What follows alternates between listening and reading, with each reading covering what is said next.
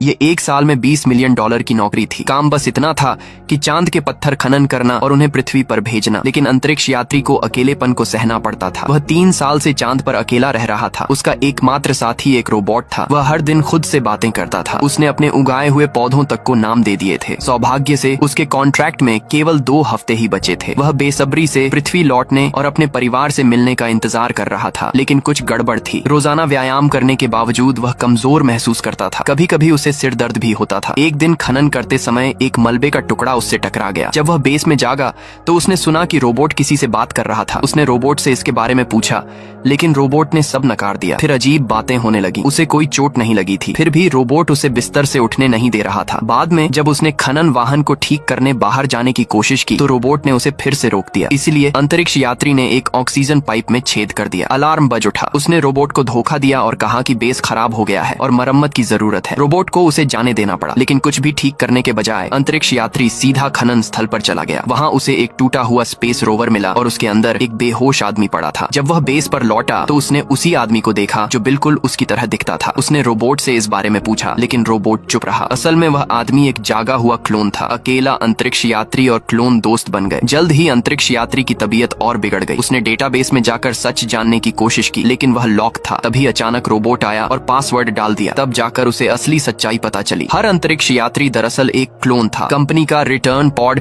असल में एक दाहक यंत्र इंसिनरेटर था। हर 3 साल में कंपनी पुराने क्लोन को मार देती और नया क्लोन जगा देती थी। बेस के पास एक सिग्नल ब्लॉकिंग टावर था जो उन्हें पृथ्वी से संपर्क करने से रोकता था। अंतरिक्ष यात्री को बेस में एक छुपा हुआ कमरा मिला। वह क्लोनों से भरा हुआ था। यह देखकर वह टूट गया। उसी दिन कंपनी का रेस्क्यू जहाज आने वाला था। अगर काम करने वाले उन्हें जिंदा पाते तो सबको खत्म कर देते। क्लोन अंतरिक्ष यात्री की मदद करना चाहता था। उसने योजना बनाई कि वह उसे चट्टान भेजने वाले कैप्सूल से पृथ्वी भेज देगा। लेकिन अंतरिक्ष यात्री बहुत कमजोर था। उसने तय किया कि क्लोन ही चला जाए। जैसे ही क्लोन जाने की तैयारी कर रहा था, रोबोट वहां आ गया। उसने क्लोन से अपनी मेमोरी मिटाने को कहा क्योंकि उसके डेटा कार्ड में सारी सच्चाई थी। उनकी सुरक्षा के लिए क्लोन ने रोबोट की मेमोरी मिटा दी। फिर उसने कंप्यूटर का इस्तेमाल किया। उसने सिग्नल ब्लॉकिंग टावर नष्ट कर दिया। सब काम पूरा करने के बाद क्लोन को पृथ्वी भेज दिया गया। अंतरिक्ष यात्री बेस में ही मर गया। पृथ्वी पर पहुंचकर क्लोन ने कंपनी के अपराधों का खुलासा कर दिया और अंत में कंपनी को सजा मिली।